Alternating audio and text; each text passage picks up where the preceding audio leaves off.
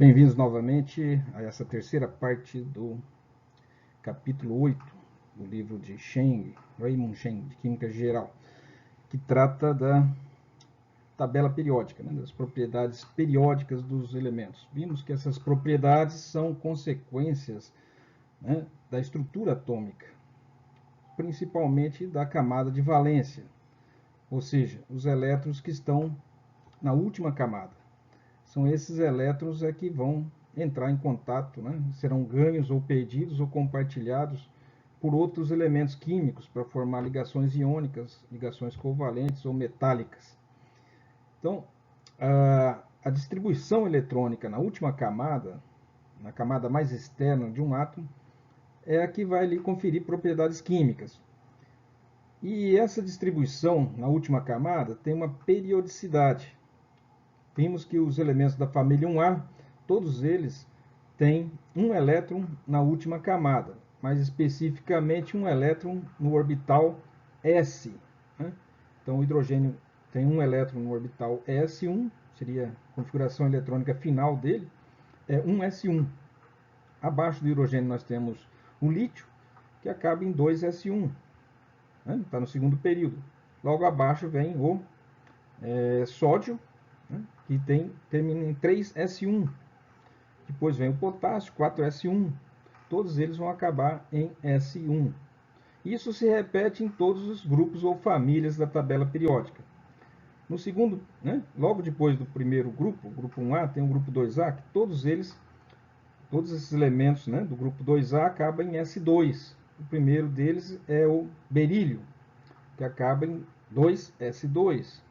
Depois vem o magnésio, 3s2. Depois vem o cálcio, 4s2, e assim por diante. Todos eles acabam em S2.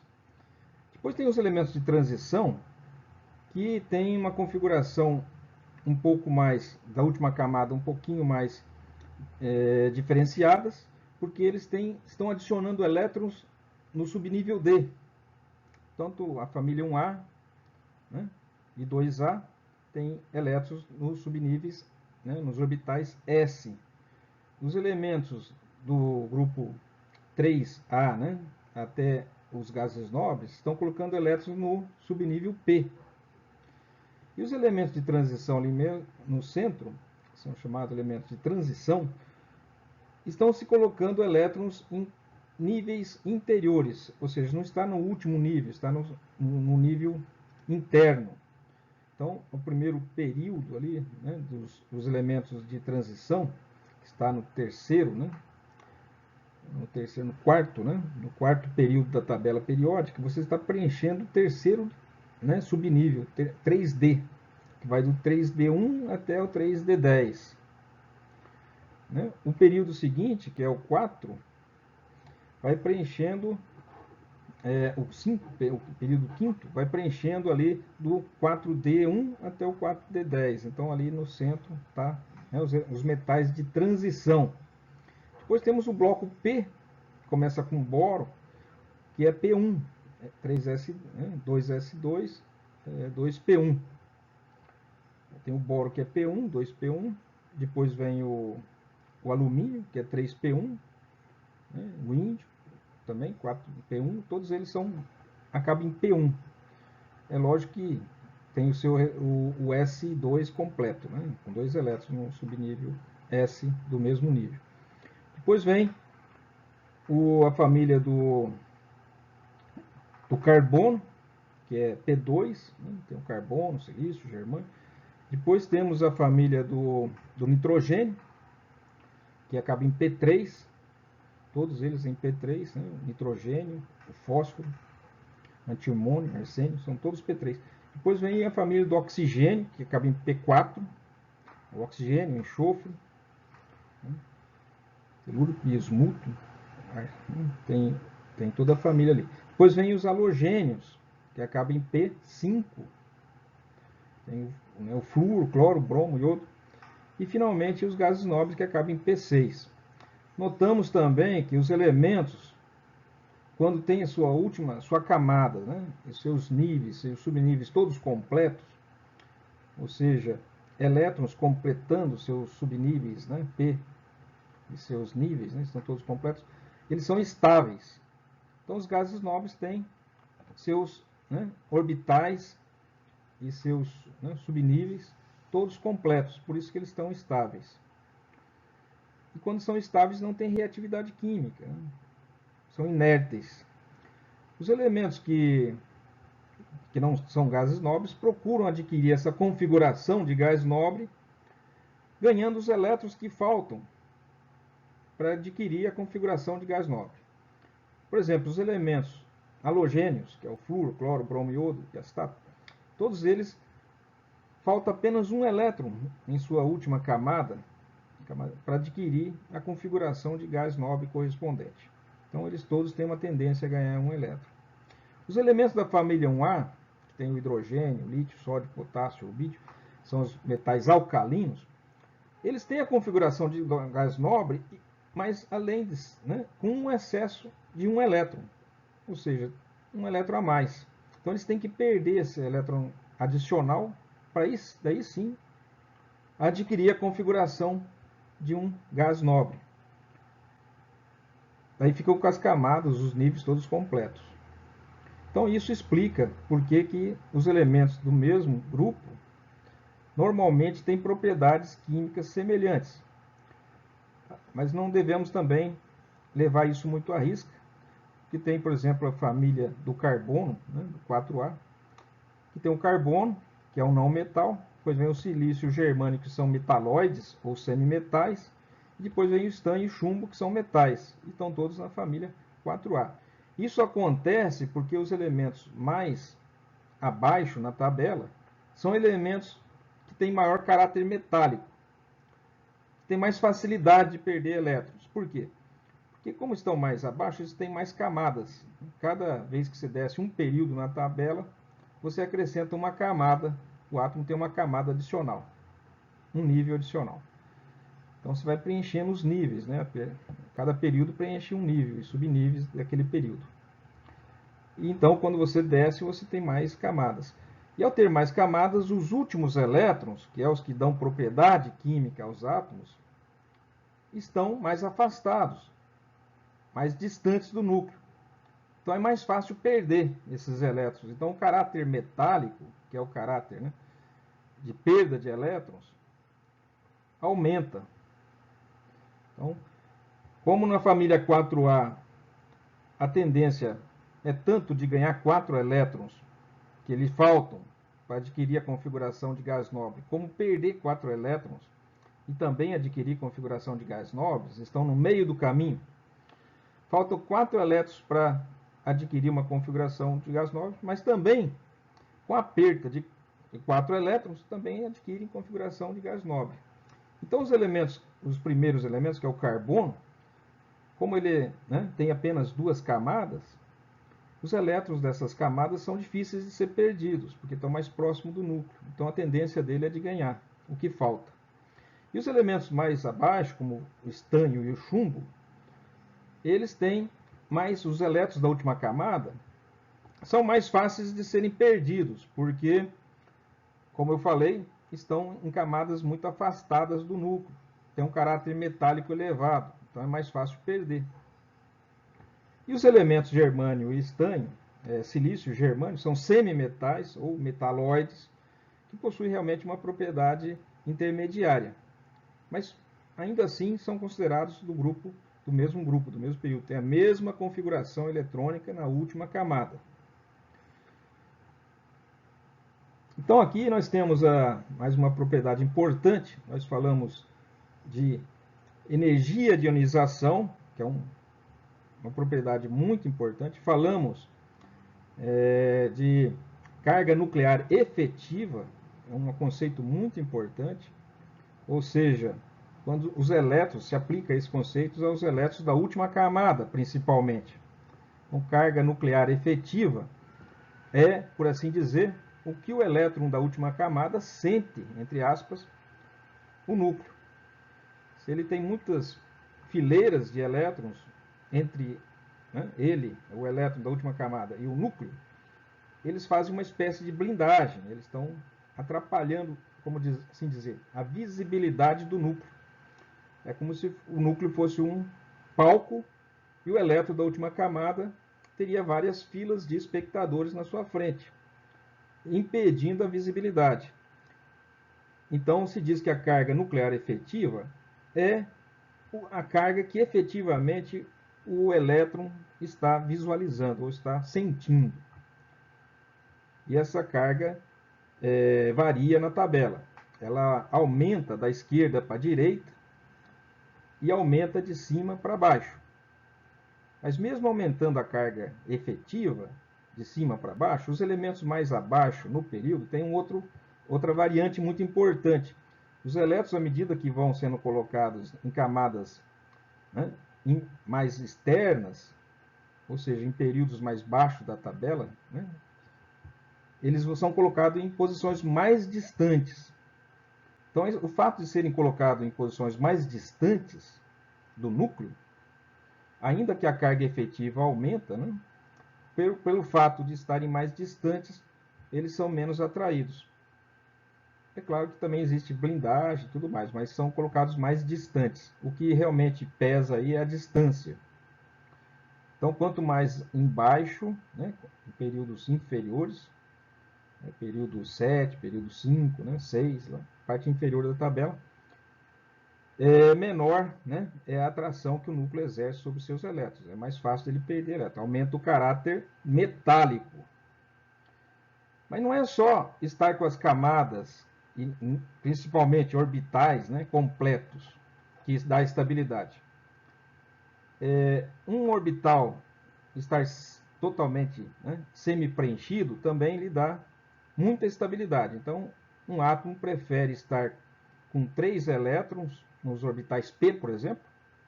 Os orbitais têm o Px, Py e Pz. É muito mais estável ele ter um elétron em cada um desses orbitais P. Ficar com ele semi-preenchido.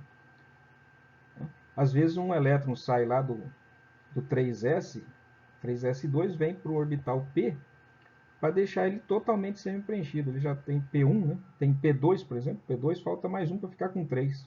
Então sai um elétron lá do S e vem completar ali, para ficar totalmente semi-preenchido.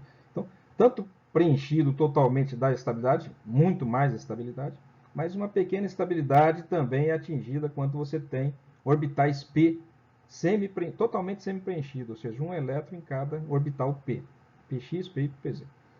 E também os orbitais D, quando estão totalmente semi-preenchidos, existe uma grande estabilidade. Existe, né, 5 orbitais D.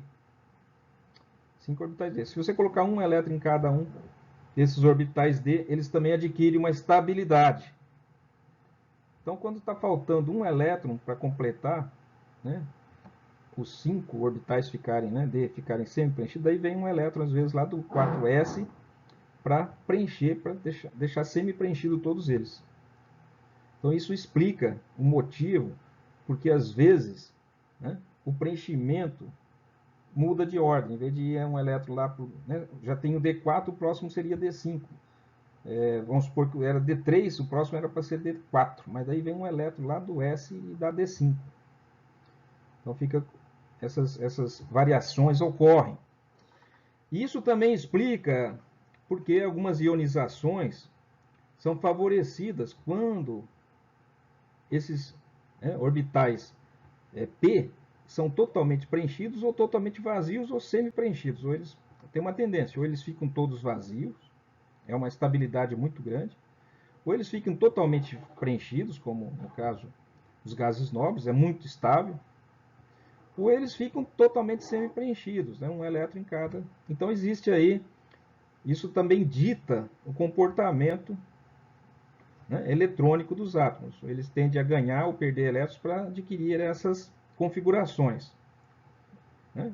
P3, por exemplo, D5, são orbitais que estão semi-preenchidos, são estáveis. Então, o que eles fazem? Eles têm afinidades eletrônicas que visam adquirir essas configurações, que, né, explicam, né, essas configurações explicam porque existem certas afinidades eletrônicas ou certas energias de ionização. Energia de ionização é a energia necessária para retirar um elétron do estado gasoso. Mas por que gasoso? Porque no estado gasoso você não tem influência de átomos vizinhos, você está vendo só o átomo isolado no espaço, né? Então, se você tem ali átomos ligados a outros, formando, né, retículos, né, cristalinos, ou no estado sólido, ou outros átomos nas periferias, eles interferem no comportamento. Então, você retira ele daquele meio, coloca ele isolado no estado gasoso e mede ele a sua afinidade eletrônica, para ser exatamente o seu, né, não sofrer a interferência aí de outros átomos que estejam nas proximidades. Então, tal a importância, né, a importância da energia de ionização, que é a tendência que tem os átomos, né, de retirar um elétron, né, de um átomo, a energia necessária para retirar um elétron. Então você faz o quê? O que é a energia de ionização? É a tendência, é uma forma de você medir a tendência que o átomo tem de reter o seu elétron, né? Quanto maior a energia de ionização, mais energia você tem que colocar no átomo para retirar um elétron. Quem você supõe que tem mais energia de ionização? Os elementos, né, e faltam poucos elétrons para adquirir configuração de gás nobre, como o flúor. Ele só falta um elétron. Então a tendência é ganhar esse elétron, não perder mais. Né? Ele tem mais, né, energia, né, ele tem carga nuclear efetiva desses elétrons da última camada, é para onde vai o elétron que vai ser ganho. Né? Ele tem uma carga nuclear efetiva mais elevada. Então tem uma afinidade eletrônica maior. Quem tem menor energia de ionização tem uma tendência, né, menor de prender o elétron, seu último elétron. Os metais têm uma afinidade eletrônica, né, uma energia de ionização muito pequena. Por quê? Porque eles têm uma tendência a perder esse elétron. Né? Esse elétron tem uma carga nuclear efetiva menor, então ele tem menos visibilidade do núcleo. Né? Da plateia ele está mais atrás. Ele também está mais distante do núcleo. Né? São poucos elétrons que estão na última camada, tem muitas plateias na frente e estão mais distantes do núcleo. Então, menor, mais distância e menor visibilidade, né? Ou seja, menor carga nuclear efetiva. Então, é mais fácil retirar dos metais e muito mais difícil retirar dos não metais. A afinidade eletrônica é o contrário, né? A energia é a mesma entalpia, né? Energia é a energia da variação da entalpia que ocorre quando um elétron é aceito por um átomo no estado gasoso. Então aqui, quando a gente fala de tirar elétron, a gente está medindo o quanto os átomos retêm os seus próprios elétrons. Né? Isso é energia de ionização. O quanto o átomo está prendendo seus próprios elétrons. Agora, a afinidade eletrônica é quando você vai entregar um elétron adicional, externo. Vai transformar esse átomo num ânion. Né? Ele vai receber um elétron adicional. Alguns átomos não querem receber elétrons. Os metais não querem receber elétrons. Ou têm afinidade eletrônica muito baixa. Eles querem perder. Então, como foi falado, ele não tem uma afinidade eletrônica muito baixa. E alguns dá valor negativo. Os gases nobres também não tem nem como medir. Né? Eles fazem isso como que eles fazem? Eles transformam o elemento em um ânion. E depois, sendo um ânion, você tenta retirar o elétron. Vai ser a mesma energia que você teria ganho se você fosse, né, adicionar um elétron adicional, né, ao retirar ou tirar um elétron adicional. Se ele já é um ânion, para você tirar esse elétron dele, ele tem uma resistência, né, que seria uma espécie de energia de ionização, mas ele já está ionizado, né, como se você fosse retirar o elétron que ele já ganhou. Né? Ou seja, é a mesma energia de você entregar o elétron. Depois, quando você vai tirar o elétron, é a mesma energia, só em sentido contrário. Então, se você não tem como medir quando ele recebe esse elétron, a energia que ele libera, você tenta depois que recebeu, tenta medir quando você retira esse elétron que você adicionou, né? Que não é um elétron dele, né, do átomo, você está adicionando um elétron extra. Então ele se transforma num ânion. Se você na hora de adicionar esse elétron você não consegue medir a energia dele ter recebido, né, do recebimento desse elétron, experimentalmente não tem como medir, você tenta retirar depois dele ter ganho, depois que ele se transformou num ânion, quanto de energia, quanta resistência ele vai ter para perder esse elétron que ele ganhou extra. Então o flúor, como que se faz? O flúor tem uma tendência muito grande de ganhar um elétron, porque é o que falta para ele se tornar um gás nobre, similar ao neônio. Então, se entrega os elétrons, não se mede inicialmente a energia nesse processo, mas depois tenta retirar esse elétron adicional, como se fosse uma energia de ionização, mas seria uma de neutralização. Tenta retirar esse elétron e mede a energia necessária para retirar o elétron que ele ganhou já. Daí você vai haver uma resistência, né? Porque o flúor não quer devolver o elétron que ele recebeu, porque ele adquire configuração de gás nobre. Então, para alguns elementos é difícil fazer experimentalmente isso. A energia de ionização é fácil, porque você vai retirando os elétrons, não tem como o átomo impedir que você retire os elétrons, vai adicionando energia. Agora, fazer com que o átomo receba elétrons sem que ele tenha força para segurar, manter esse elétron, não tem como você forçar isso. Então, alguns elementos não tem como você medir a afinidade eletrônica, porque é zero. Não existe afinidade. Gás nobre, não se mediu experimentalmente a afinidade eletrônica de gás nobre, porque é zero.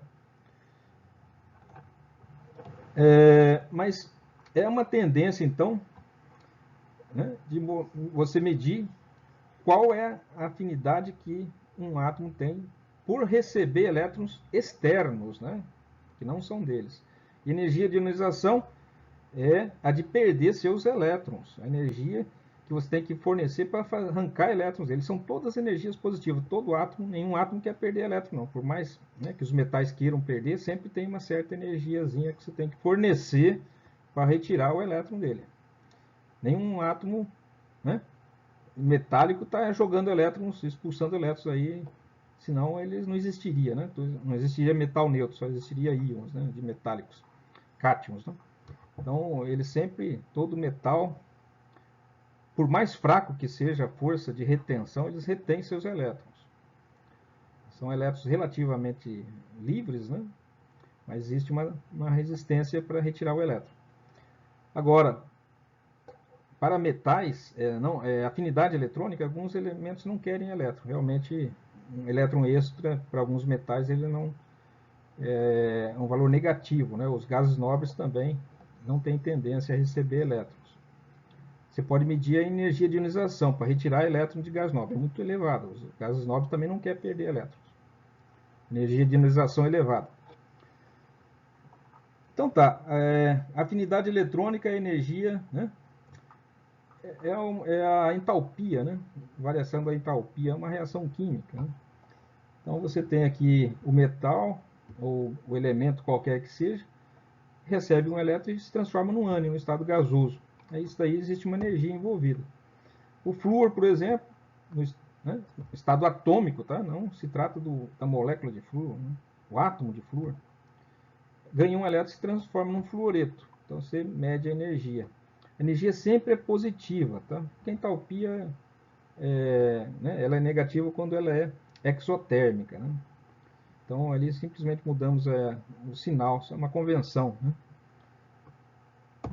Aqui, valor negativo da entalpia, mas a gente não usa a entalpia, né? Mas a gente usa o sinal positivo, que é a afinidade eletrônica. O AE, portanto, a afinidade eletrônica é o mesmo valor da entalpia, só que é positivo. O fato de ser negativa a entalpia diz que é um processo exotérmico, né? Ela acontece de forma espontânea. O flúor quer receber o elétron, uma reação exotérmica, libera energia. Por isso que fica negativo. Mas a gente convencionou usar o sinal positivo para afinidade eletrônica. Quanto maior esse valor positivo, maior a afinidade eletrônica. Seria o inverso da entalpia, né? Que é uma reação exotérmica nesse caso aqui. Então, o oxigênio tem, né, uma entalpia negativa, claro, o oxigênio atômico, tá? Ele quer receber elétrons, ele é um agente oxidante. que significa? Tendência de ganhar elétrons. Tudo se oxida, né? Que reage com o oxigênio. O oxigênio recebe elétrons, retira elétrons de tudo que há na natureza. Ele está no estado gasoso, então ele está em contato com tudo, né, no ambiente. E está oxidando tudo, né, em que ele entra em contato. E oxidar quer dizer retirar elétron, pegar elétron para si. Né? Então ele tem uma tendência natural a fazer isso. Uma reação exotérmica, né? Uma entalpia negativa. Só que convencionou-se dizer que a afinidade eletrônica é o sinal, troca o sinal positivo. Positivo, portanto, né? Tem uma afinidade eletrônica menor do que o flúor, tá? Só que é de um elétron, né? Nota que o oxigênio pode receber 2 elétrons, né? Aqui está de receber 1, mas ele continua tendo afinidade para receber mais 1. Então aqui, enquanto o flúor para 1 elétron é tudo que ele quer, né? Concentra toda a afinidade eletrônica em 1 elétron, porque ele não quer receber mais que 1, né? É apenas 1. O oxigênio continua tendo afinidade eletrônica mesmo após receber o primeiro. Então, a sua afinidade eletrônica, seu comportamento químico, não se resume a ganhar um elétron, né? E essa não se resume a apenas essa primeira afinidade eletrônica. Ele também tem afinidade eletrônica por um segundo elétron. Aqui está uma tabela com a afinidade eletrônica de alguns elementos representativos, né? Os elementos que vai do hidrogênio, né? Tirando os elementos de transição, são os representativos. Então, o hidrogênio é 73, o lítio 60. O hidrogênio quer receber elétron para se tornar, né, adquirir configuração de gás nobre, ficar igual ao hélio. O hélio tem 2 elétrons na camada S, por isso que o hidrogênio só tem um, precisa de ganhar outro. O lítio, se ele ganhar mais um elétron, ele fica com o orbital S, né, ele é S1, né, 2S1 é o último nível dele, né, a distribuição eletrônica do lítio acaba em 2S1. Se ele ganhar mais um elétron, ele fica 2S2, fica com o subnível, né, o orbital S completo, isso lhe dá uma certa afinidade eletrônica. 60. Olha que o berílio já não quer mais ganhar elétron, ele já está com o S2 completo, né, o berílio tem 2S2. É como se fosse entre aspas, um pequeno gás nobre, né? Ele tem 2, ele não quer receber elétron, né? Ele não quer receber, porque ele já tem, de certa forma, uma configuração 2S2, né? Então já não precisa receber elétrons. O sódio, se ele fizer receber um elétron, também fica igual ao magnésio, né? Ele também acaba em S2, S1, né? O sódio acaba em S1. Se ele ganhar um elétron, fica S2, fica com o orbital S completo. Dá uma pequena estabilidade, né? Que justifica esses 53 kJ por mol aqui, né? O lítio 60. Notem que à medida que descemos na família, esse valor vai diminuindo, porque os elétrons serão adicionados em orbitais S muito afastados e que não sente tanto a atração pelo núcleo. Então aqui o césio já é 45, o rubídio, né? 47. Da família 2A, já tem o subnível S, né? O orbital S completo, né? Todos eles acabam em S2, portanto o berílio não quer receber, né? O magnésio também. Existe uma pequena tendência de haver, né, aquisição de elétron a partir do cálcio aqui, 2,4, muito pequenos valores, né, comparados com os da família 1A, 45, 47 aqui, 2,4, 4,7, 14. É porque a carga nuclear efetiva aumenta, né? Aumenta também, então isso de certa forma está jogando também. Mas ele vai adquirir um elétron que vai ficar em um subnível P, no subnível P, de maior energia. Por que ele vai ganhar um elétron extra para colocar num subnível, né, de maior energia? Né? A tendência é perder esse elétron e ficar com os elétrons no S, que estaria, né, menor energia. Olha, o boro também, ó, tem P1, né? Ele teria receber mais um elétron, ele fica P2. Né? Recebe um elétron adicional. Tem pouca afinidade eletrônica. Agora o carbono já tem um valor excessivamente alto. Por quê?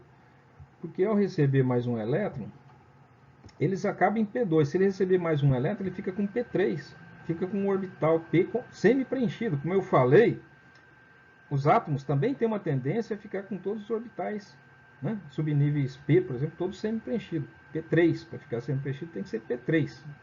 São PX, PY, PZ. São 3 orbitais P. Assim como D5, todos os, né, os elementos de transição preferem ficar com D5.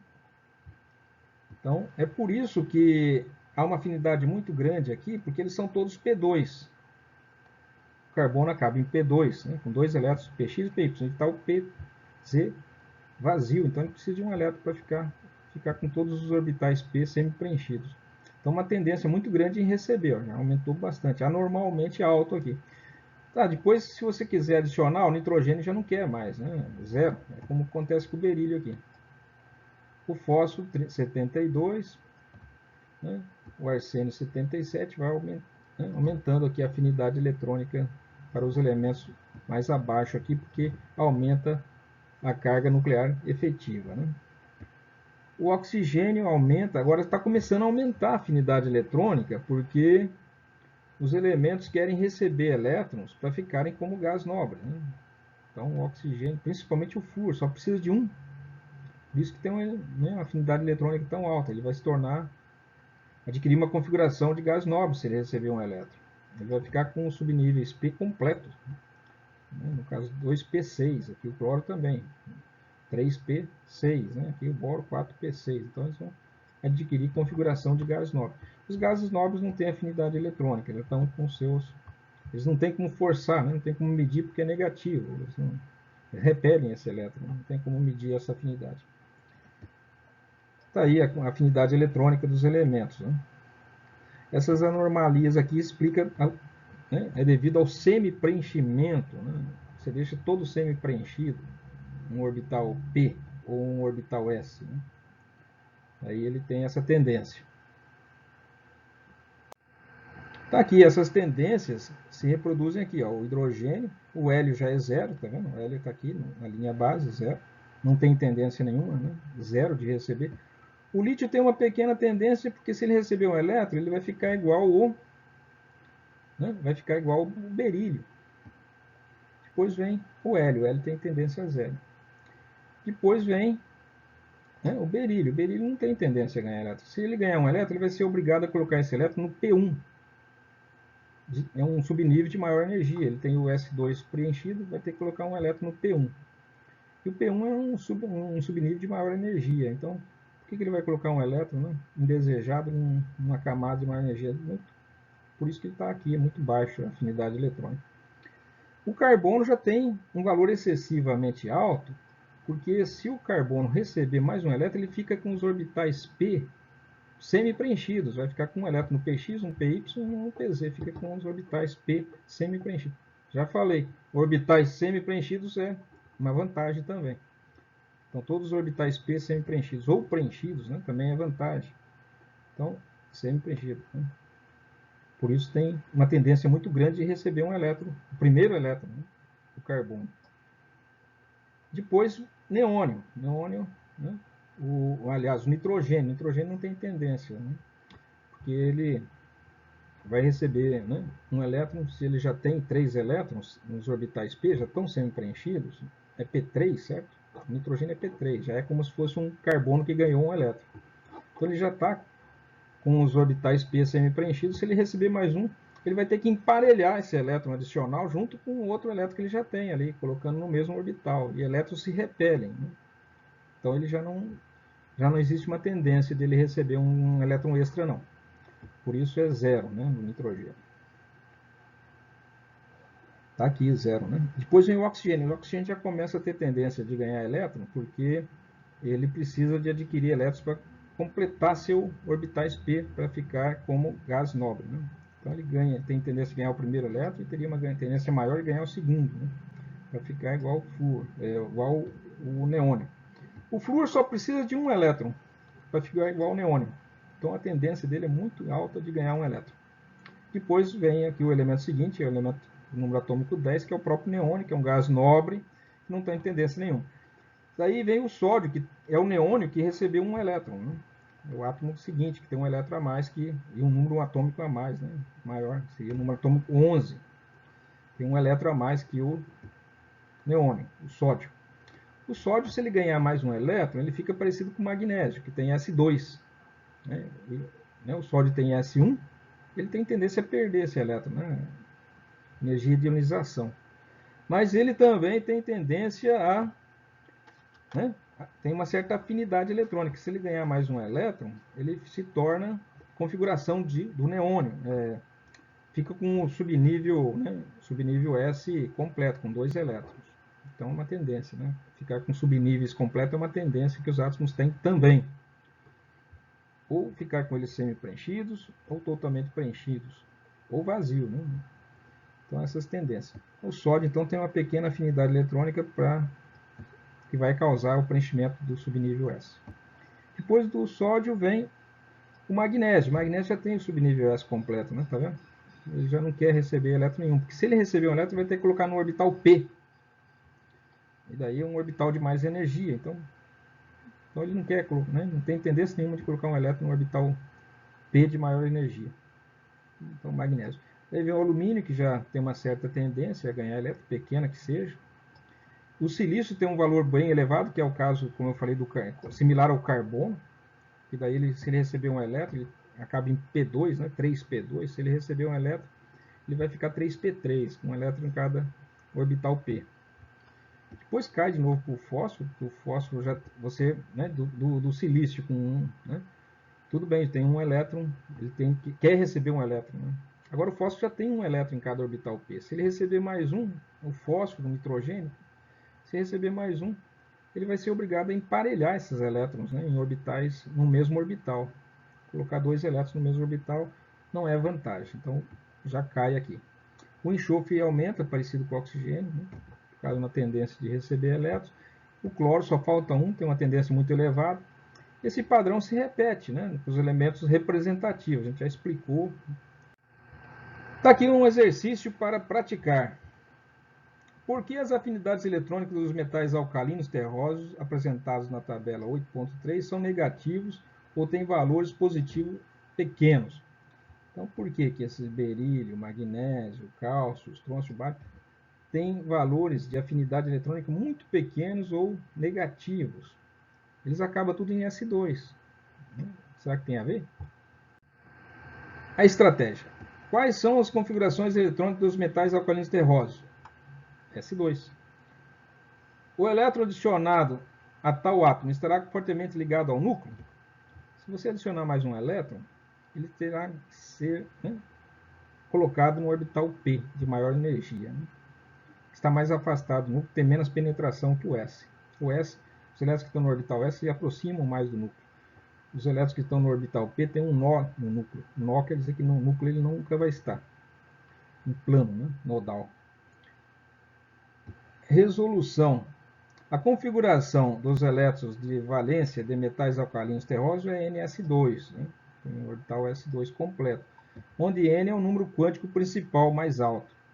Então, para o processo, ele tem NS2, vai receber um elétron, vai se tornar NS2NP1. Esse elétron vai para um orbital P, de maior energia.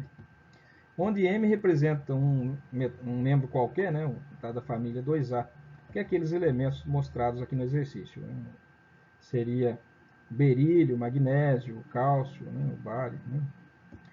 O elétron extra entra na subcamada NP, nos orbitais P, que está efetivamente blindada.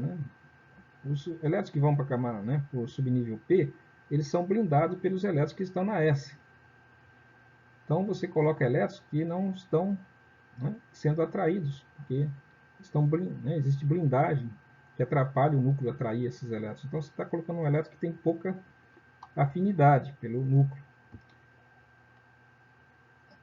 Os elétrons NS são mais penetrantes do que os elétrons NP. Os elétrons NS, orbitais S, são mais penetrantes. Os elétrons ficam mais próximos do núcleo.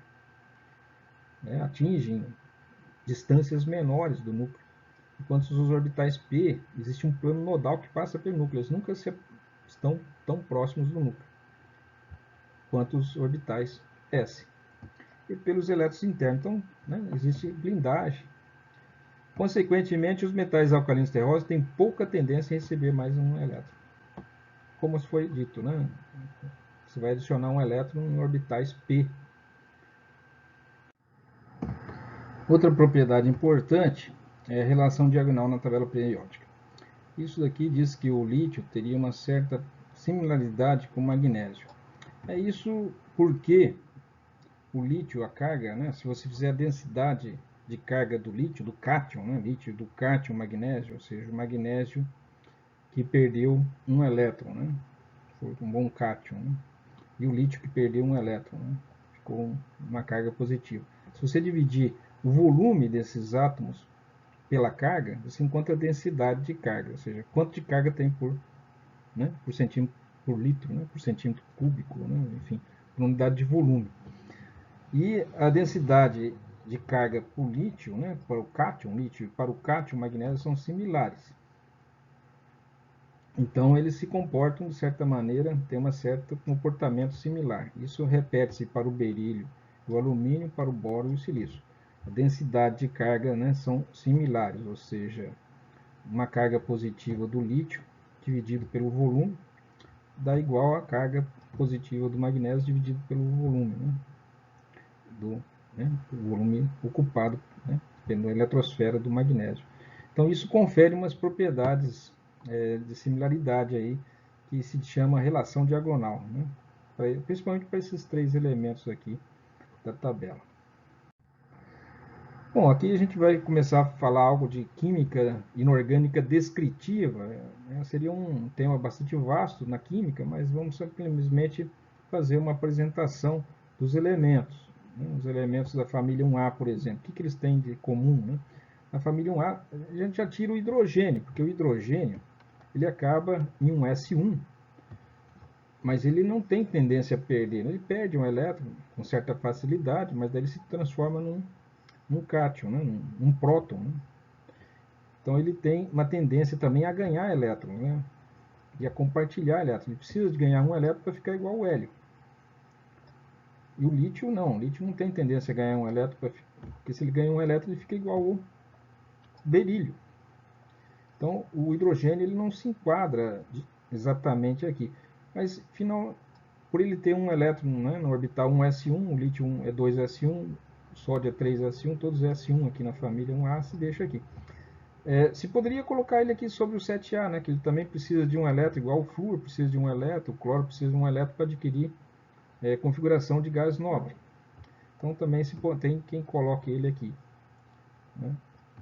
Mas ele também pode perder um elétron com facilidade. Né?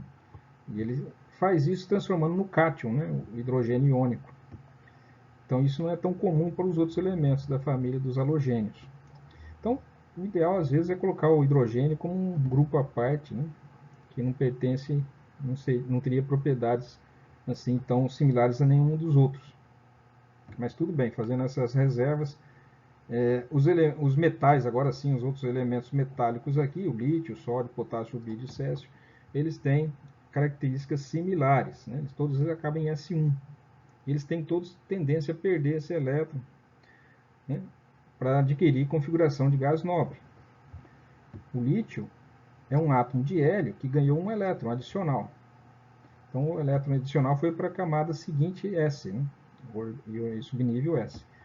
Então o hélio acaba em 2s1, em 1s2, né, o hélio 1s2, o lítio vai ser 2s1. Né. O neônio aqui acaba em 2p6, o elemento seguinte, o potássio, acaba em 3s1 também. Então, se ele perder esse elétron adicional, ele acaba adquirindo a configuração do neônio. Né? O sódio, ao perder um elétron, adquire a configuração do neônio. E o potássio, ao perder elétron, fica com a configuração do radônio. Né? E assim sucessivamente. Né? Então, esses elementos tendem a perder um elétron. São metálicos, né? Bastante reativos. Então, o metal ele tem uma afinidade eletrônica baixa, né? Por sua vez, ele tem uma energia de ionização também. É necessário pouca energia para retirar um elétron dele. Então, a energia de ionização seria a energia necessária para retirar um elétron, são pequenas. E também, se você for fornecer um elétron a ele, ele não tem afinidade eletrônica, são baixas as afinidades eletrônicas. Só se justifica porque ao receber um elétron, ele fica com o subnível S completo, né? O lítio, ao receber um elétron, está com 2s1, passa a ser 2s2, parecido com o berílio. O sódio, ao receber mais um elétron, fica igual ao magnésio. Magnésio é 3s2, né? Fica com o orbital S completo. Então, ele tem uma pequena afinidade eletrônica, mas é um valor muito pequeno. Aqui um exemplo, eles costumam reagir com água, todos esses elementos, né, os metais alcalinos, com exceção do hidrogênio, né, um metal aqui, genérico, reage com água para formar um hidróxido, né, metálico. A gente já viu essas reações lá nos primeiros capítulos, no capítulo 2, 3, 3 ou 4, né, reage com água, esses metais, você coloca ele na água, ele reage como se fosse sorrisal, né, começa a borbulhar hidrogênio. Certo? Ele doa os elétrons para o oxigênio, que tem uma afinidade eletrônica elevada, e libera o hidrogênio. O hidrogênio se liga com outro hidrogênio e forma hidrogênio gasoso. E o metal doa o elétron para o oxigênio. O oxigênio, em vez de ficar compartilhando elétron com hidrogênios da água, né, tem dois aqui, ele libera o hidrogênio e recebe um elétron gratuito, né, por assim dizer, do metal, formando daí o hidróxido metálico, que são as bases, né, as bases de arrênios, hidróxidos metálicos. Isso acontece com todos esses metais aqui, inclusive com os metais também da família 2A, também acontece esse tipo de reação. Os da 3A são muito lentos, o da 2A também é relativamente lento, mas ocorre. Os metais, esses metais aqui, reagem com oxigênio, né, do ar para formar óxidos metálicos. Esses óxidos são óxidos básicos, tá? Óxidos básicos. Então o metal que está colocando aqui já a equação balanceada, esse M representa qualquer metal, o lítio, por exemplo. O lítio reage com oxigênio para formar óxido de lítio. E daí é um sólido, né, branco. Ele reage com água, esses óxidos básicos, para formar hidróxidos. Né? O sódio também faz esse tipo de reação, o potássio, o vídeo. Quanto mais abaixo na tabela periódica, mais reativo, maior o caráter metálico. Né? A reação acontece de maneira mais violenta. Né? O metal tende a perder o elétron com mais eficiência, com mais facilidade. Então, aumento da reatividade, né, ocorre sempre aqui nos metais de cima para baixo. Aqui nos não metais é o contrário. Né? Se aqui tem tendência a perder elétrons, porque, né, a energia de ionização é pequena, a afinidade eletrônica é muito baixa, a tendência a perder elétrons. O que acontece é o contrário, a tendência de aumentar na família, de ganhar elétrons, aumenta aqui em direção aos elementos mais superiores da tabela, aqui do lado direito. A tendência de ganhar elétrons está aqui, no canto superior direito, e a tendência de perder elétrons está no canto inferior esquerdo. Está aqui os elementos da família 1A, o lítio, um fio de lítio, né? Aqui o sódio. O sódio e o lítio normalmente são comercializados, eles evitam entrar em contato com a água, né? Como vimos, ele reage com a água, esses metais, e a água, então a umidade do ar vai destruir eles. Também o próprio oxigênio do ar atmosférico vai oxidar, né? Vai oxidando, e por eles serem assim tão reativos, são comercializados imersos ou dentro de mergulhados em óleo mineral, para evitar o contato com ar e com umidade. Mas nem mesmo esses cuidados são suficientes para proteger o potássio, o rubídio e o césio. Então eles já são guardados em recipientes assim para evitar mesmo o contato. Você coloca numa ampola, protegido da umidade e do ar atmosférico, né? Hermeticamente fechado. Aqui já um frasco de espessura mais alta para o rubídio, porque se ele for aberto ele incendeia, explode, né? A reação com ar atmosférico, a umidade do ar é muito rápida. O césio mais ainda, né? Quanto mais descemos na tabela periódica, mais reativos se tornam os elementos. Os elementos da família 2A têm essa tendência, só que a tendência de perder elétrons, eles tendem a perder 2 elétrons, né, para se tornar, né, configuração de gás nobre. Eles têm, então, uma afinidade eletrônica muito baixa, menor, inclusive, do que do 1A. Porque do 1A ainda tem os orbitais S1 que querem ganhar um elétron para ficar S2. Né? Agora, os da S2 já tem, né? A família 2A tem 2 elétrons na S. Já não tem tendência a receber mais um. Então, a afinidade eletrônica é muito baixa e tem energia de ionização também baixa, porque eles têm uma facilidade de perder elétrons. Esses têm uma facilidade menor. Os elementos da família A têm uma tendência de perder elétrons ainda maior. Né? E daí eles também reagem. Né? Eles tendem a perder 2 elétrons. Então eles se oxidam, né? Porque perder elétron é oxidação. Por exemplo, aqui uma reação também, né? A tendência a reagir com água não é tão elevada quanto, né? Os da família 1A, todos eles reagem com água, de forma vigorosa. Né? Berílio não. Nem o magnésio, a tendência não é tão grande, eles têm uma pequena tendência, talvez com água quente, lentamente ocorra a reação, mas a tendência é menor. Agora o magnésio, tá vendo? O magnésio já reage, porque aumenta o caráter metálico, né, à medida que descemos. Eu falei que os elementos mais abaixo aqui têm maior caráter metálico. Os elétrons são perdidos com mais facilidade. Então, eles são mais, né, têm menor afinidade eletrônica, né, e tem menor também energia de ionização. Não precisa de muita energia para retirar elétrons deles. Então está aqui a água, né, no estado gasoso, portanto água quente. A água líquida fria não reage com o berílio, mas a água quente, ó, no estado gasoso, já reage com o magnésio. Tem que ser água com temperatura elevada, forma. Agora, com o cálcio já não precisa ser água quente, a água temperatura ambiente já reage, né? O bário também, já a água fria reage. Então, por exemplo, os demais elementos, ó, o cálcio, o estrôncio, o bário, pode usar água líquida mesmo, e reage. Então, o cálcio reage com água a temperatura ambiente, né? O estrôncio mais violentamente, o bário mais violentamente. Quanto mais abaixo na tabela, maior a caráter metálico, a tendência de perder elétrons. Então, o oxigênio, que tem uma tendência a ganhar elétrons, está compartilhando elétrons com outro não metal, que é o hidrogênio, que tem uma pequena tendência a ganhar elétrons. Né? O hidrogênio tem mais tendência a ganhar do que perder. Né? Se bem que ele também não é um elemento que, né, de alta afinidade eletrônica, mas ele tem uma pequena tendência a ganhar elétrons. Então, ele está compartilhando elétrons com oxigênio.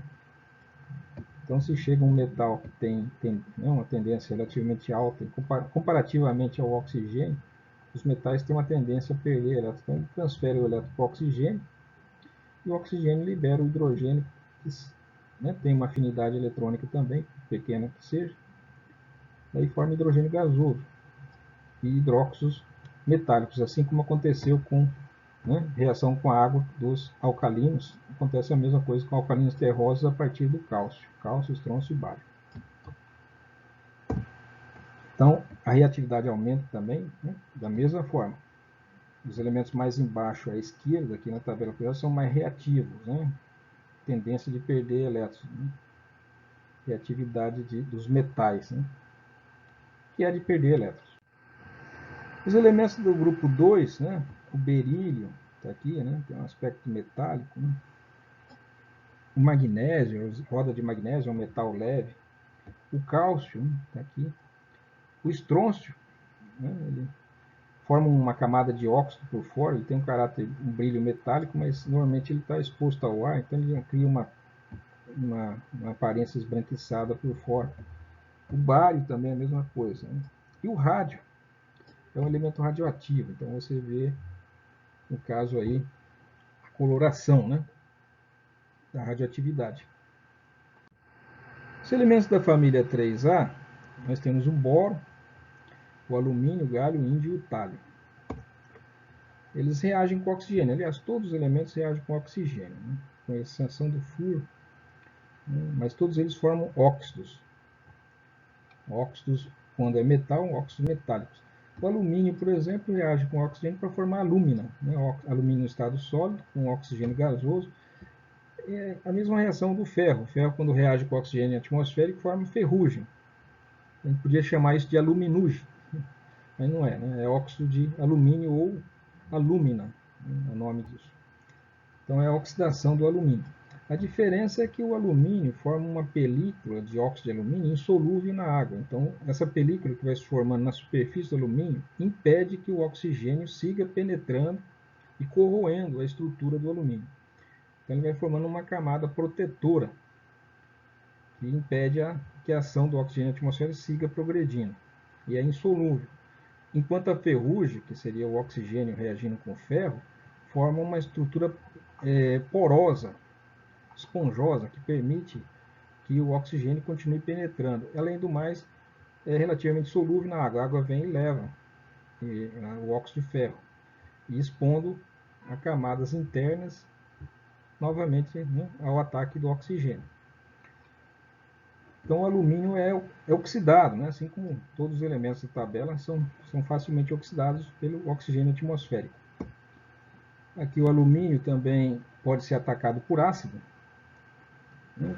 Ele com água ele não reage facilmente, tanto é que a gente vê que podemos colocar água num copo de alumínio que não vai acontecer nada. A água, mesmo a água quente, ela não ataca o alumínio. Essas reações com água, portanto, servem para os elementos da família 1A e 2A, né? Para os elementos da 3A também a dificuldade, né, o hidróxido de alumínio, caso se forme, tem solubilidade muito pequena em água, formaria uma proteção. Então o alumínio é atacado por ácido. Se jogar ácido clorídrico, né, dentro de um copo de alumínio, ele vai ser dissolvido. Ácido sulfúrico, ele vai ser, aliás, qualquer metal, quando você coloca um ácido, ele é atacado pelo ácido. Ele libera hidrogênio. Os H+, o ácido se caracteriza, né, pela presença de H+. E o H+, ele tem, né, uma tendência, uma afinidade eletrônica. Nós dissemos que a afinidade eletrônica é medida pela tendência que tem um átomo de ganhar elétrons.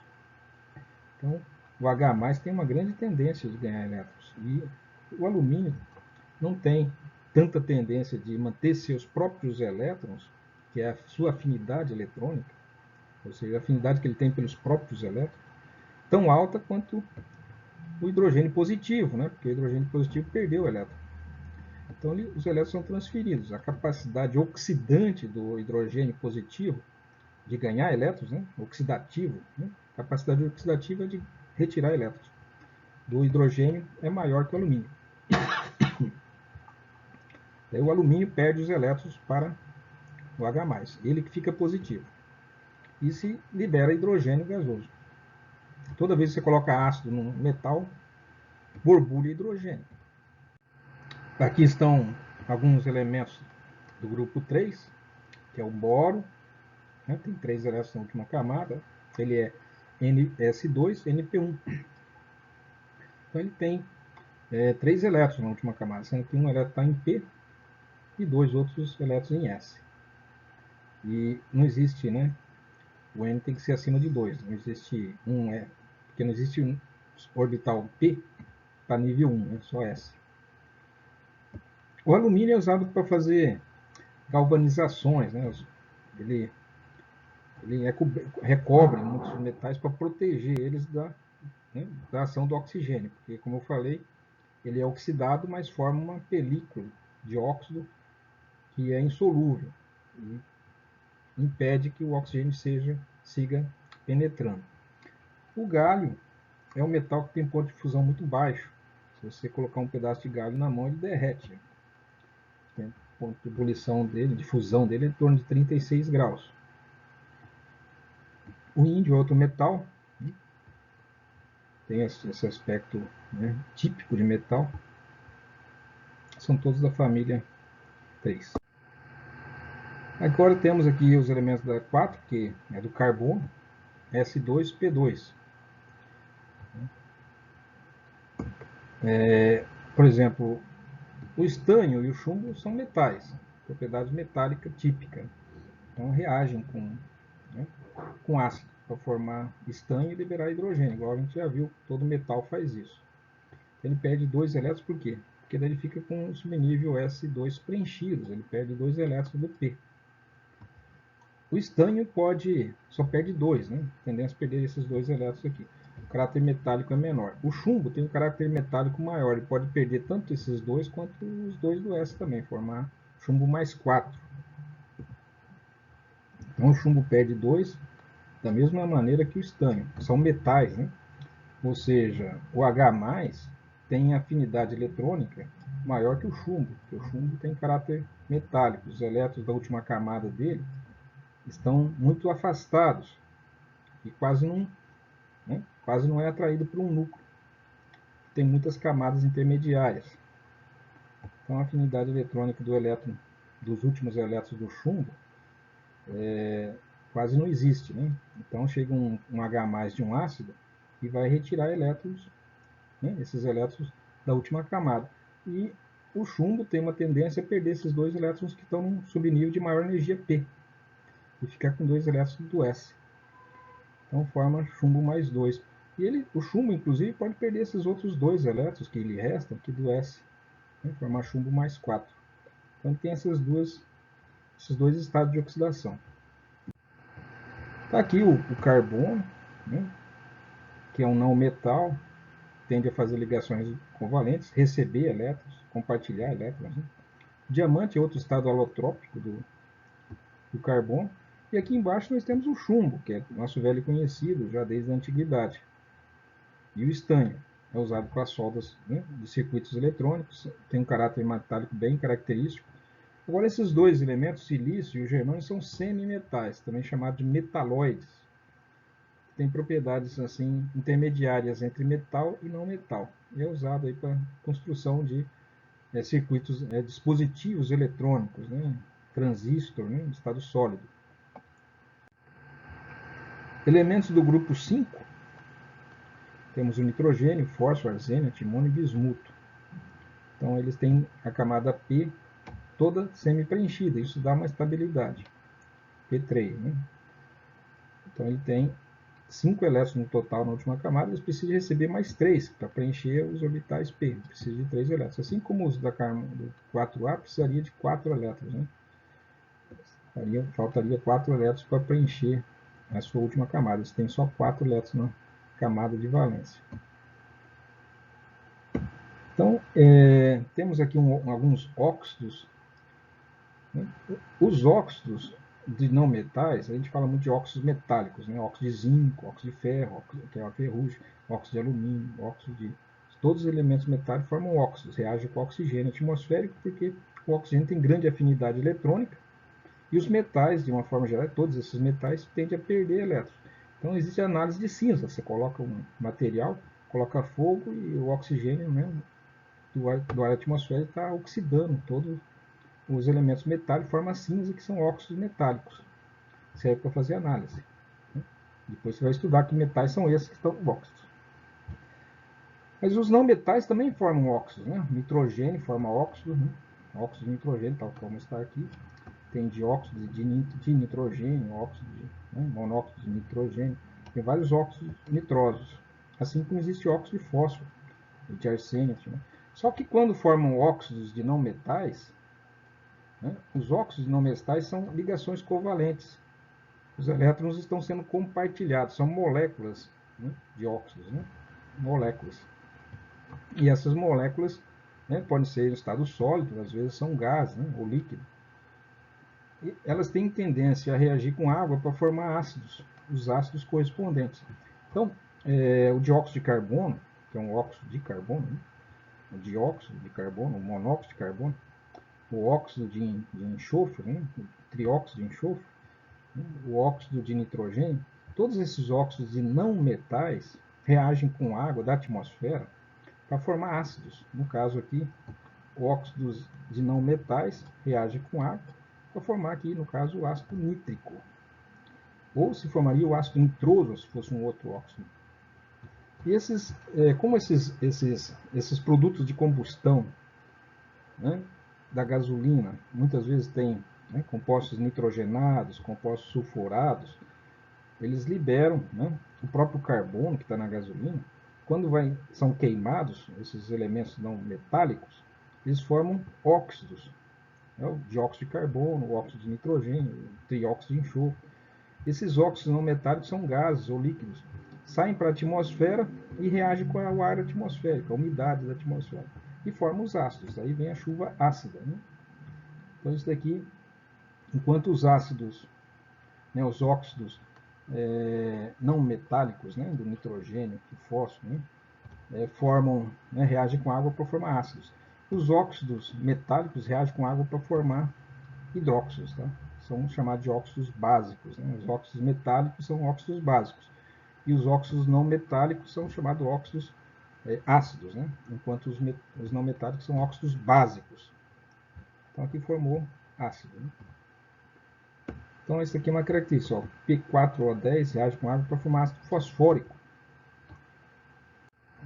Aqui está alguns elementos da família 5A. O nitrogênio líquido. Sabemos que o nitrogênio é o principal componente da atmosfera. Ele tem um ponto de ebulição muito baixo, 180 abaixo de zero aproximadamente. Então, ele pode ser liquefeito, fazendo pressão e resfriando o ar da atmosfera, e fazendo pressão e resfriando, chega em um ponto que ele liquefaz. Esse nitrogênio é o nosso solvente da nossa atmosfera. A nossa atmosfera é uma solução gasosa, em que o solvente é o nitrogênio por estar em maior quantidade. Aqui nós temos um fósforo branco, existe o fósforo vermelho. Note que o fósforo vermelho é estável, por isso que ele está aberto, né, exposto ao ar. Enquanto o fósforo branco, que na verdade ele está com coloração amarela, ele está mergulhado dentro de um líquido para proteger ele do ar atmosférico, ele é muito mais reativo. São estados alotrópicos do fósforo, P. O arsênico é um veneno, está aqui. Na verdade, o arsênico é AS, né?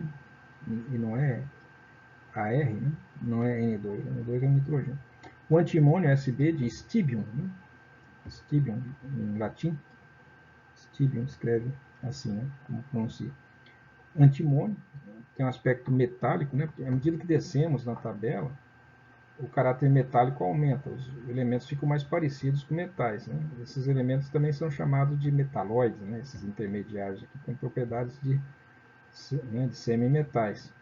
O bismuto, parecido com metal. Grupo da família, família 6A, temos o oxigênio, enxofre, selênio, telúrio e polônio. Esses elementos acabam em P4, né?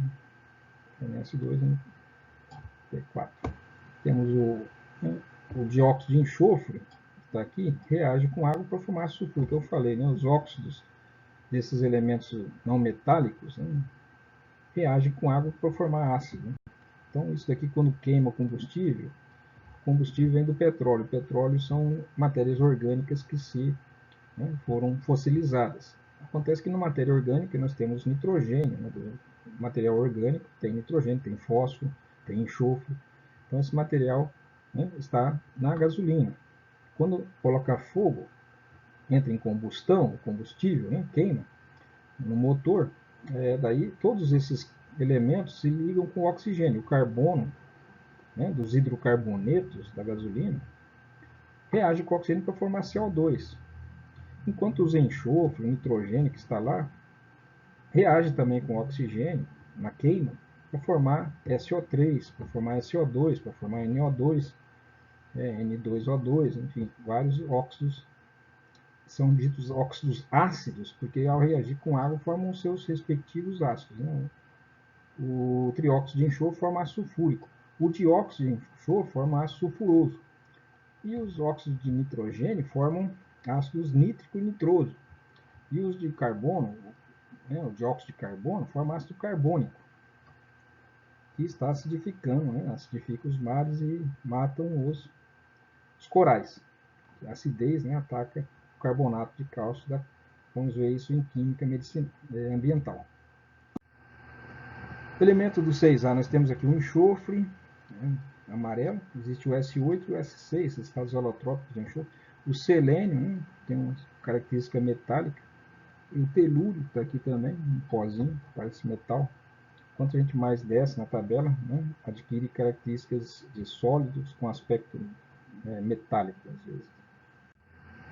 Os elementos da família 7A, que são os halogênios, nós temos aqui o flúor, o cloro, o bromo, o iodo, o astato, são elementos que tem muito maior afinidade eletrônica, porque só falta um elétron para completar, né, a sua configuração e se assimilar aos gases nobres.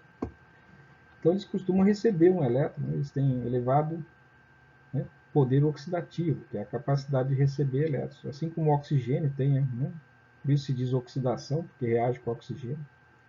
Os halogênios também são oxidantes, eles têm uma tendência a retirar elétrons e se formar os íons. Aqui eles podem reagir com hidrogênio gasoso para formar os ácidos, né? Os ácidos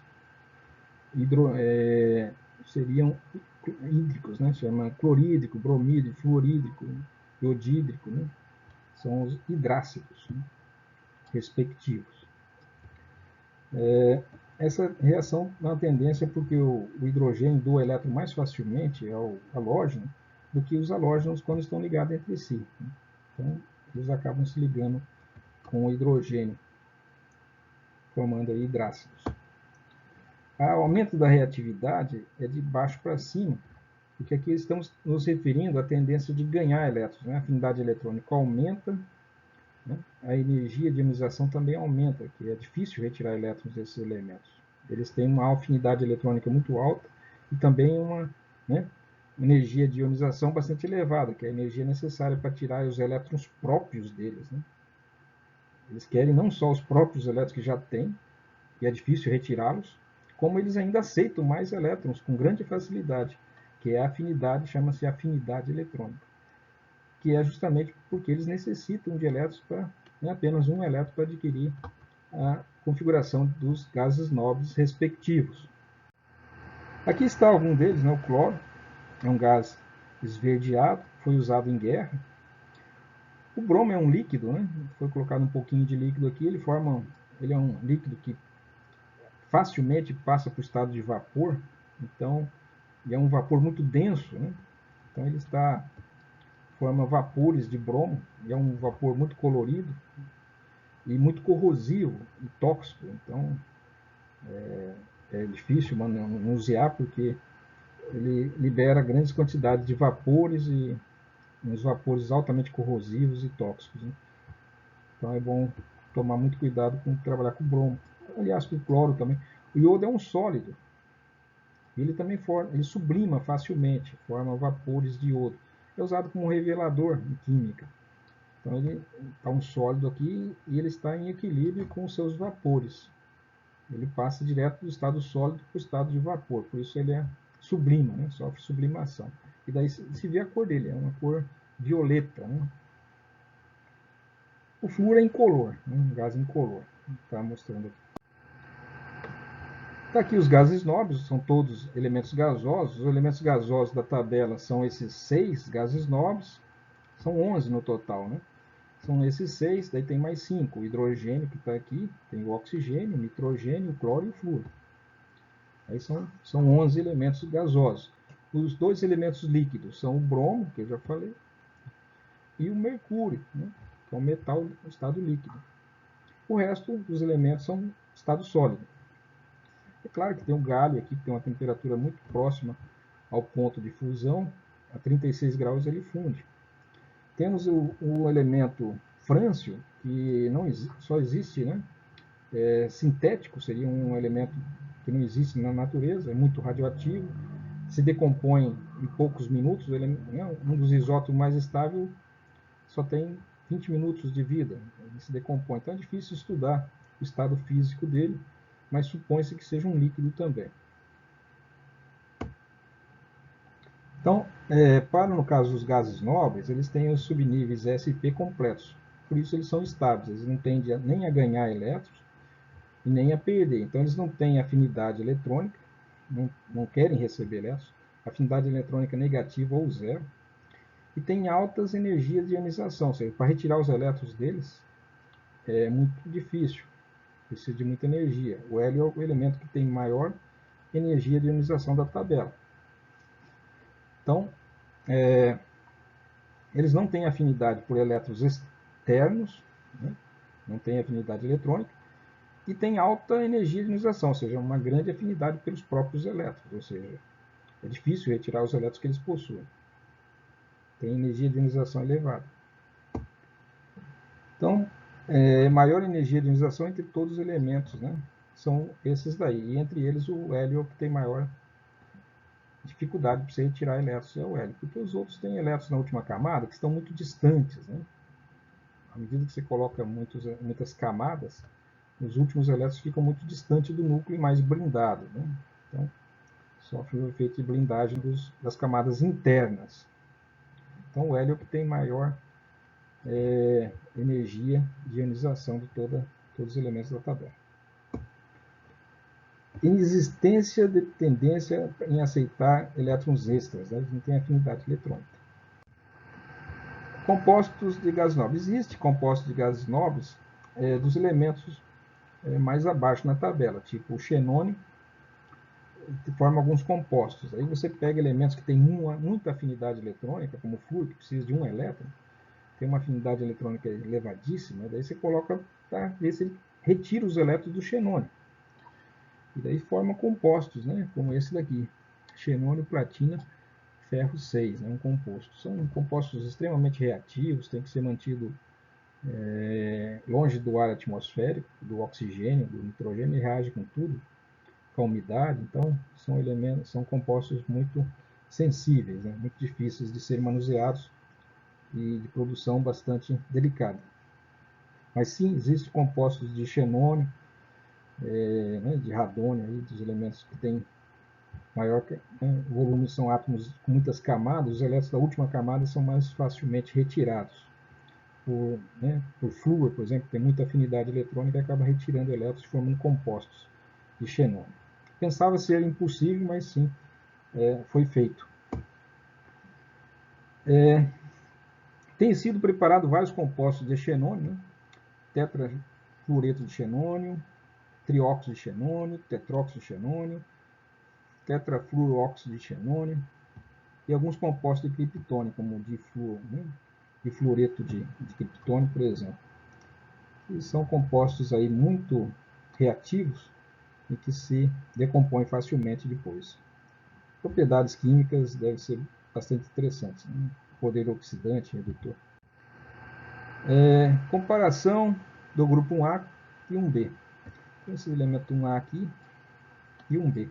Esses do grupo 1B, eles têm uma tendência a ganhar um elétron também, sabe? Porque ganhando um elétron, eles ficam com a camada no subnível 10 completo. Eles estão com D9 aqui, né? Estando com D9, ao ganhar um elétron, eles ficam com D10, né? Então, eles têm uma certa similaridade com os metais da família 1A, que estão todos S1, ganhando um elétron fica com S2, né? Só que uma coisa é ter o S completo, outra coisa é ter o D completo, né? Então, existe uma similaridade. Os metais nesses dois grupos têm configurações eletrônicas externas semelhantes, com um elétron no orbital mais externo S, né, nesse caso aqui. No caso aqui, as propriedades químicas são bastante diferentes devido às diferentes energias de ionização. Mas eles têm aí, o cobre se transforma em cobre mais um, né, prata mais um, ouro mais um, assim como os elementos dos metais alcalinos também formam cátions mono, com uma carga mono, de uma única carga positiva, né? Um nível abaixo, L, mais reativo. Propriedade dos óxidos ao longo de um período. Então, existe óxido de todos os elementos. Esses óxidos desses elementos aqui, metais, formam óxidos chamados óxidos básicos, né, que reagem com água para formar hidróxido. E os óxidos aqui, formados com os não metais, formam óxidos chamados óxidos ácidos, que reagem com água formando ácidos. E existem os óxidos anfóteros, né, que estariam aqui pelo meio, como o zinco, por exemplo. Então, hidróxido de sódio, aliás, óxido de sódio, óxido de magnésio. O de alumínio é bastante estável. A sílica, né, óxido de silício. Esses óxidos de fósforo já são óxidos ácidos. O trióxido de enxofre, óxidos ácidos. Também esse daqui é um óxido ácido. Heptóxido de cloro, né? Então, aqui algumas propriedades, né? São iônicos, esses daqui são moleculares. Os iônicos têm uma propriedade básica, né? Que reage com água para formar base, enquanto os moleculares são caráter covalente, então são reagem com água por forma ácida, são gasosos ou líquidos. A estrutura tridimensional estendida, quando é composto iônico, forma retículos, né, infinitos, sempre um íon é atraído por outros. E aqui as moléculas não, são unidades, né, de moléculas. Né? O SO2 é uma molécula individual que não está ligada às outras, como nos compostos iônicos. O ponto de fusão, portanto, nesses compostos tridimensional estendido, os pontos de fusão são elevados. Ponto de ebulição, então, muito mais elevados. Né? Enquanto que os compostos moleculares têm ponto de fusão e ebulição mais baixos. Aqui é um gás, né? Então, ponto de ebulição de fusão 91 negativos. Né? Ponto de ebulição 82, que é um líquido. Né? Esse daqui é um líquido também. Entre ponto de fusão e ebulição, ele está no estado líquido aqui. Essas duas temperaturas. Esse daqui não se determinou o ponto de ebulição. Né? Provavelmente se decompõe. Esses daqui são óxidos ácidos. Esses dois primeiros metálicos são óxidos básicos e o do alumínio é um óxido anfótrico. Pode se comportar como se fosse um ácido frente a bases e ele se comporta como uma base se você jogar um ácido. Então ele se comporta dependendo do ambiente. Né? Se você coloca ele frente a um ácido, ele vai se fazer de base. Se você coloca ele frente a uma base, ele vai se comportar como ácido. Desde que seja um ácido forte, uma base forte. Então são básicos, né? Óxidos básicos aqui. E desse outro lado. Bom, a descoberta dos gases nobres começou já com um estudo sobre o nitrogênio. Existia uma maneira de preparar o nitrogênio que era por decomposição da amônia. Então aquecia a amônia, se transformava em hidrogênio e nitrogênio. E daí estudos mostravam que o nitrogênio obtido da decomposição tinha uma certa massa atômica. Mas quando se preparava nitrogênio a partir da liquefação do ar, se esfriava o ar atmosférico até chegar no estado líquido e eliminava os outros gases, o nitrogênio obtido dessa maneira tinha uma massa diferente, né, da massa obtida do nitrogênio por decomposição da amônia. A decomposição da amônia era nitrogênio, isso era verdade, eles não sabiam. No momento que havia, quando se fazia a liquefação do ar atmosférico, além do nitrogênio atmosférico, havia uns outros gases que fazem parte da atmosfera que vinha junto. Então esse William Ransey, ele começou a fazer um estudo e usou uma máquina de compressora que liquefez o ar atmosférico a baixíssimas temperaturas. Depois ele começou a aquecer esse líquido lentamente e foi separando por destilação fracionada do ar atmosférico os diversos gases, né, que entravam na forma de separar por ponto de ebulição. Foi separando os pontos de ebulição, dessa forma ele encontrou o neônio, o argônio e o criptônio. Depois, mais para frente, se encontrou o radônio. O argônio, por exemplo, foi descoberto dessa maneira e se chamou de argônio porque chamou de preguiçoso em grego, né? Chama argônio preguiçoso porque não reage com nada. Notaram que eram gases inertes e também chegaram à conclusão que eles estavam numa mesma coluna, numa mesma família, que devia estar à direita dos halogênios. Na época ainda não se conhecia, né, o número atômico, mas Moseley, ele, por difração de raio-x, né, ele sabia que cada elemento difratava o raio-x de maneira diferente. E daí chegou à conclusão que havia algo, né, nesses elementos que ele chamou número atômico, que posteriormente se soube que era o número de prótons, né, que estão no núcleo, que dá um padrão de difração diferente para cada elemento químico. O hélio também foi descoberto por meio de radioatividade. As partículas alfa, quando emitidas, são núcleos de hélio. Então o hélio nada mais faz, essas partículas nada mais são do que núcleos de hélio que capturam elétrons do meio ambiente e se transformam em gás hélio. É como se fosse o hélio ionizado. O hélio que perdeu 2 elétrons. Né? Então essas são partículas alfa. Essas partículas alfa retiram, são oxidantes, retiram elétrons do meio ambiente, assim como faz o oxigênio, ao retirar elétrons formar compostos, aí forma um gás hélio. E esse gás hélio foi obtido, então, e caracterizado a partir de fontes radioativas, naturais. Também esses estudos com William Hansen, eles notaram através da ampola de Cook, que seria de raios catódicos, que o padrão de difração, padrão de linhas, aquelas linhas do espectro, que já falamos para o hidrogênio, é diferente de todos os outros elementos químicos. Então também foi um indicativo de que se tratava de um elemento químico novo. Em 3 meses, eles, usando esse processo de destilação, eles isolaram 3 novos elementos químicos. Nunca houve uma descoberta de elementos químicos de forma tão rápida, uma quantidade tão grande em tão pouco tempo. Então, um recorde que ainda não foi superado, não vai ser superado tão fácil. 3 meses. E depois o radônio, que não está aqui, é o gás, o nobre mais pesado, ele é radioativo.